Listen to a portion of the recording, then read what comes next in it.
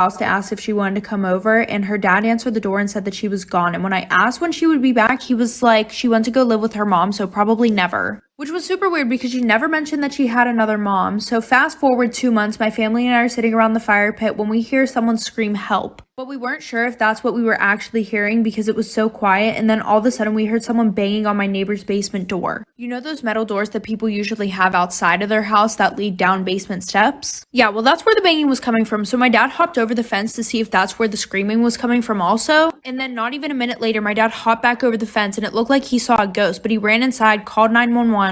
Because I was so young, the only thing my parents told me about that whole situation was that the girl that I was friends with was still alive and her parents were keeping her in the basement along with 2 of her other siblings. But then we also found out that they weren't even her real parents. They were kidnapped at the hospital when they were born.